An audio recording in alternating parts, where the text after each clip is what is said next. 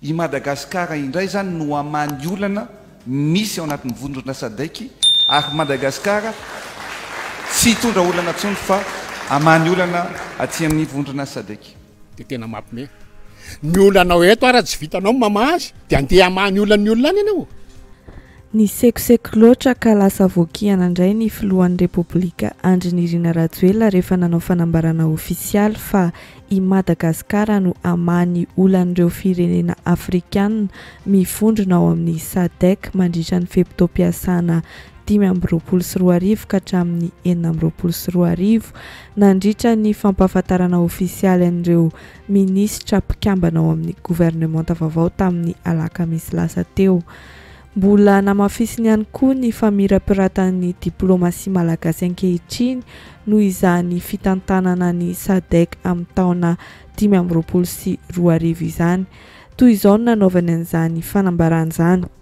Safidy atsika ho filohan'ny SADC zany dia mitsika fa efa mizotra makany amin'ny lalan'ny maritoerana sy ny sehatra iraisam-pirenena tsika ny dikan'izany manomboka amin'ny taona ho avy i Madagasikara indray zany no amany olana misy ao anatin'ny vondrona sadaiky ary Madagasikara tsy hitondra olana tsony fa amany olana aty amin'ny vondrona sadaiky. Ny mampamiratra n'ity firenena ity tsy vita ao anatin'ny fotoana fohy fa ezaka lavareny ary ny zavatra afaka lazaiko ankehitriny dia tsapa hita an'ireo filoham-pirenena aty amin'ny continent afrikanina fa manana ny toerany zany Madagasikara zany ary mamiratra ny diplomasia antsika ankehitriny. Mpanao politika maromaro no naneho hevitra mahakasika ny fanambarana nataon'ny filoha Andry Rajoelina iny. I Jean-Jacques Ratzietson, filoha nasionaly antoko FMI zao dia nanakihana ny zavatra nolazain'ny filoha Andry Rajoelina. Voalohany indrindra aloha dia tsy afa-miala amin'ny fitantanana ny vondrona SADC i Madagasikara na ho ela na ho haingana satria fitantanana mihodina ny mahafilohan'ny SADC hoy izy. Faharoa manarak'izay dia nilaza ihany koa izy fa tena mahamenatra ny zava-misy eto Madagasikara sy ny zavatra iainan'ny vahoaka malagasy kanefa i Madagasikara no andeha amany olana misy eo anivon'ny firenena Afrikana hafa mpikambana ao amin'ny SADC. Isika ihany koa aza dia mbola gisitra raha ampitahina amin'ireo firenena Afrikana ireo. Amin'ny Jean-Jacques Ratzietson dia ny olana toy ny fiakaran'ny vidim-piainana, ny olana eo amin'ny sehatry ny fampianarana, ny fitsaboana ny vahoaka malagasy, ny fahatapahan'ny jiro sy ny rano sy ireo olana maro samihafa no tokony hovahana, izay vao misekoseko mamany olana any ivelany. Izao ny voalazan'i Jean-Jacques Ratzietson. Io présidence ny SADC io nge présidence tournante reny rehefa anatin'ny ohatran'ny Union européenne zao mifandimidimy izy. Fa resaka hoe tsika président SADC ny Madagasikara no manana présidence dia tsika ny amaolana ny olona dia tena mampime. Ny olanao eto ara tsy vitanao mamazy dia andeha amany olan'ny olona any ianao. Tena mampime nge zany tena tokony mieritreritra mihitsy Andry Rajoelina miteny an'izany fa tena zavatra mampime zany. Vao aloha ny olona ny vahoaka anao zay anao vao mandeha migesta be hoe andeha mamany olan'ny olona any.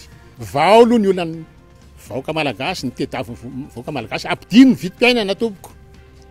Za efa manome vahaolana hoe akaro sandam-bola dia aza atao mitsika evaeva intsony. Miditra ny an-tsekoly daholo malagasy manaraka lalam-panorenana fa ny ankizy rehetra amin'ny taonany T1 tsy maintsy mianatra. Tsy mianatra ny akamaroany rangaha. Dia misy vao mianatra ary dia mialan-daharana. Tsy ampy ny seza any an-tsekoly. Zany no tokony vahana aloha ny olana ny sakafo, ny fitsaboana. Ny tedaviny malagasy afaka mitsabo tena rehefa marary fa tsy mifampijery ao an-trano fotsiny dia miandro fahafatesana ao an-trano. Zany nge mahazo an'ilay malagasy. Zay anao vao migesta be hoe mandeha amany olana any ivelany. Vao aloha ny olana eto Madagasikara. Vao ny délestage. Ataovy tonga ny farafaratsy ny tanan-dehibe rehetra ataovy tonga ny antranony olona tsirairay ny rano. Gisitra. Dia zay anao zany ve tsika ny hoe tsika indray no mba melesona nandeha amany olan'ny any ivelany. Nilaza ihany koa i raha miara-manana Jean-Pierre nanamafy ny voalazan'ny Ratzietson Jean-Jacques manoloana ny fanambarana nataon'ny filoha Andry Rajoelina. manamafy Jean-Pierre Ramiara-Manana amin'ny fahaiza-mitantana ny filoha Andry Nirina Rajoelina raha dinihana manokana ny fomba fitantanana ny Madagasikara ankehitriny. Araka ny fijerin'ny Jean-Pierre Ramiara-Manana ihany, araka izany dia hosahirana ny filohan'ny Repoblika Andry Rajoelina amin'ny fitantanana ny SADC amin'ny taona 2022 io. I Madagasikara indray no mety ho alamina ho izy fa tsy ho mpandamina izany satria ny zavatra rehetra eto Madagasikara aza dia tsy misy milamina, indrindra ihany koa moa fa ny lalàna mifehy ao amin'ny SADC no ampiarina mandritra ny fotoanan'ny fitondrana ny SADC. Tena ikorotana mihitsy ny firenena afrikanina roa rendrika ohatran'ny Madagasikara raha ohatra ka ny fahaiza manao sy ny fahaiza mitantana ny olona mitantana ny SADC no hany ampandeha ny SADC dia mitovy lasa ohatran'ny Madagasikara zao zany Afrika ray manontolo, zany hoe tsisy voalohany sy faharoa fa farany daholo Afrika raha ohatra ka izay no jerena zany.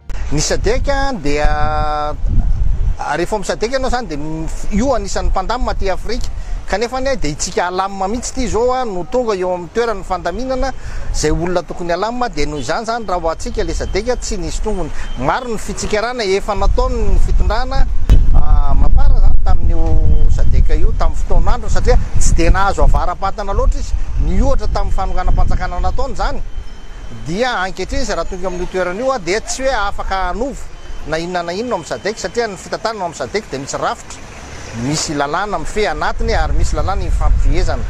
Anjara fitantanana ihany io ary ny SADC raha hoe nataontsika hoe azahoana tombony dia efa nahazo tombony tamin'io daholo izay olona nitondra teo zany nefa ny fantatsika tsara fa ny lalàna ny feny SADC sy ny fampivezana ao anatin'ny SADC no ampiarina mandritra amin'ny fotoanan'ny SADC. Ny zavatra mampanahy ahy fotsiny dia raha ohatra ka heverina fa ny fahaizany izay mitondra ny SADC no mety hampandroso azy dia mety ho rendrika tanteraka Afrika satria hitantsika ny toerana mihitsy ao Madagasikara ankehitriny. Raha izy roa ireny no nanakihana tanteraka ny zavatra notenenin'ny filoha Andry Rajoelina dia tao ihany koa ireo mahita zavatra pozitif kanefa miaraka amin'ny kihana kely ihany. Ho an'ny Rivo Rakotovao, filoha nasionalin'ny HVM sy mpitondra fanjakana teo aloha ihany koa dia nanamafy ireo olana sedrain'ny vahoaka malagasy ato anatin'ny Madagasikara satria raha tsy jerena ara-potoana ny olana sedrain'ny vahoaka malagasy sy ny fahoriana ato anatiny dia mety hivadika ny tantara na dia mahita azy izy fa hoe marina ny voalazan'ny Andry Rajoelina fa efa eo amin'ny toeran'ny mpandamina zany Madagasikara amin'izao.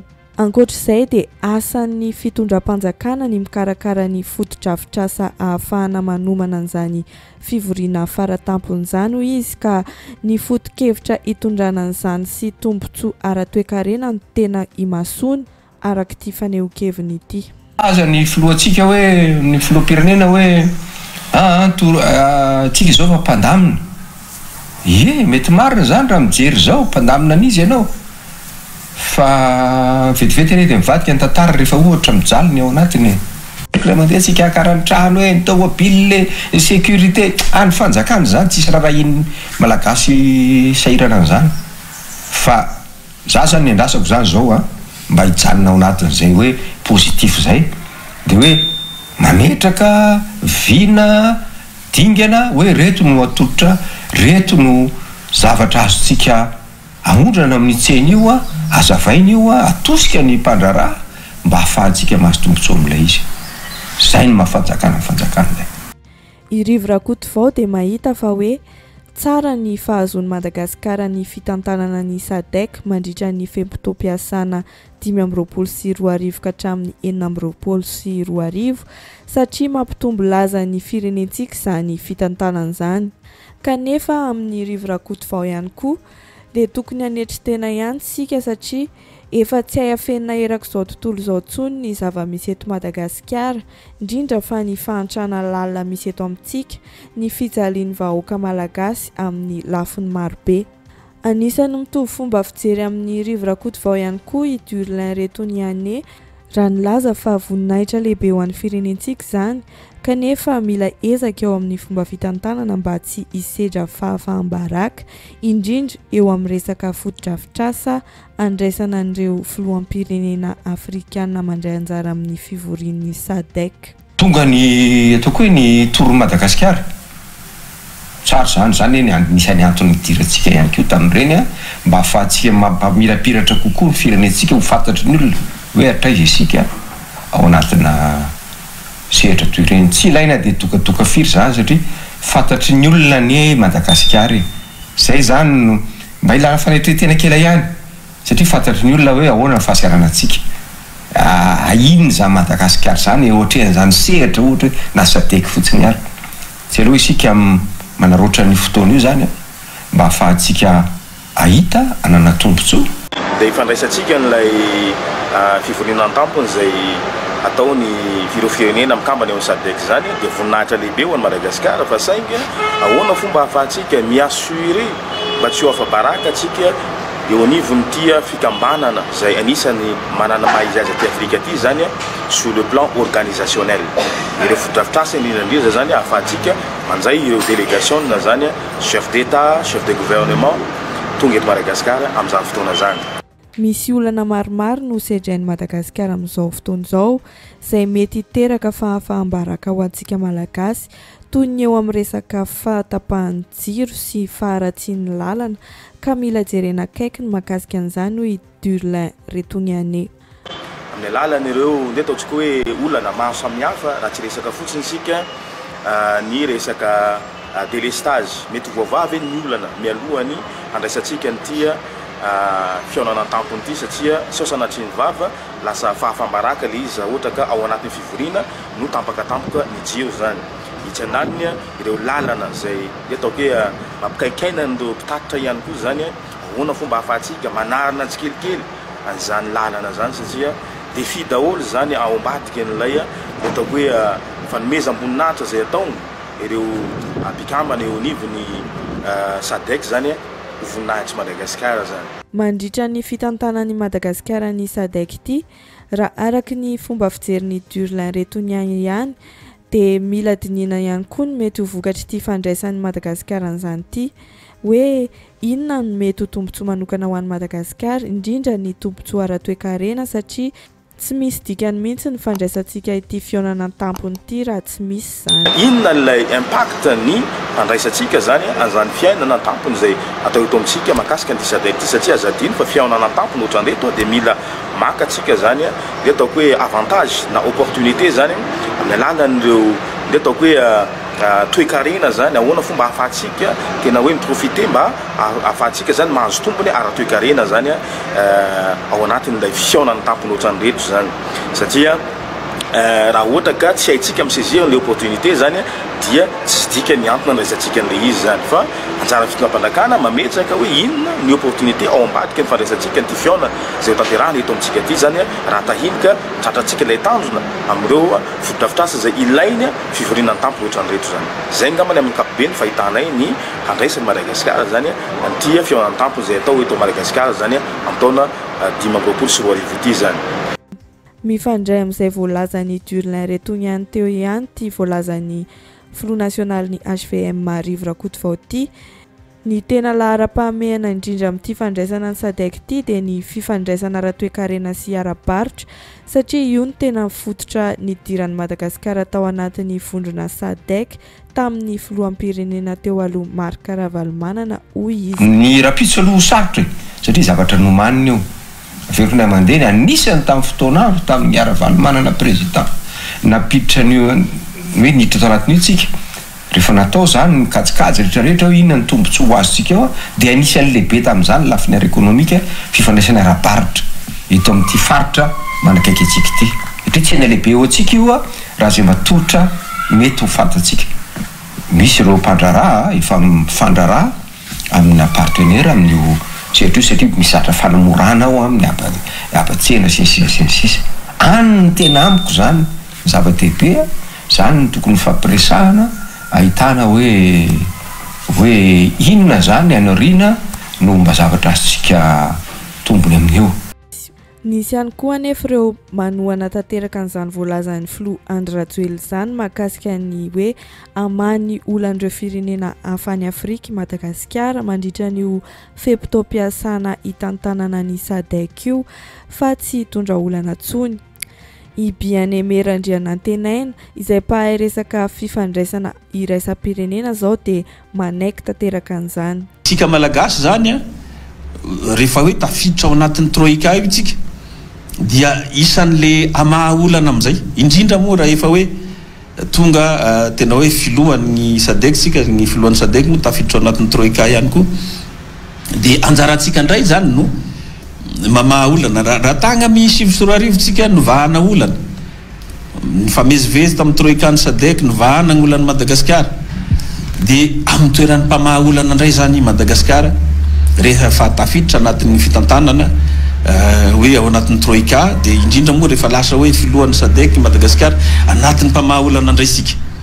Ankoatran'ny Bien-Aimé Randrianantenaina dia anisany nanamafy sy mankasitraka tanteraka an'izany ihany koa ny Colonel Rasoalambo izay solombavam-bahoaka Tima teo aloha rehefa nilaza fa fahombiazana eo amin'ny sehatra iraisam-pirenena sy efa lalana makany amin'ny fampandrosoana nandraindraina hatramin'izay ny politika entin'ny mpitondra fanjakana. Fa mandeha any amin'ny fampandrosoana sy any amin'ny hoe fipetrahan'i Madagasikara eo anatin'ny Conseil des Nations manana toerana Madagasikara amin'izao fotoana izao ary ekeny indrindra aty amin'ny volana afrikanina ny filoham-pirenena Rajoelina ary voafarany teo zao no efa tafiditra anatin'ny troïka Madagasikara ary ao anatiny mihitsy izy hitondra an'izany satria efa miara-bahasady eto amin'ny andraisany an'izany filohan'ny SADC zany amin'ny taona 2024 ka izany zavatra zany tsy avy hipetrapetraka amin'izao fotsiny fa ilaina atao hoe fanovana ny fanaovana politika tsy mandeha amin'ny resaka la politika fotsiny fa mandeha amin'ny fandraisan'ny tsirairay andraikitra amin'ny fampandrosoana sy fitiavana tanindrazana zany hoe ianao amin'ny fahaiza-manaonao sy amin'ny toerana misy anao dia manana andraikitra lehibe amin'ny fampandrosoana Madagasikara. Zay ny mahakasika ny vidéo iny androany mankasitraka antsika ny jeratra amin'ny farany azadiny ny manao j'aime sy misabone amin'ny chaîne dia amin'ny manaraka indray.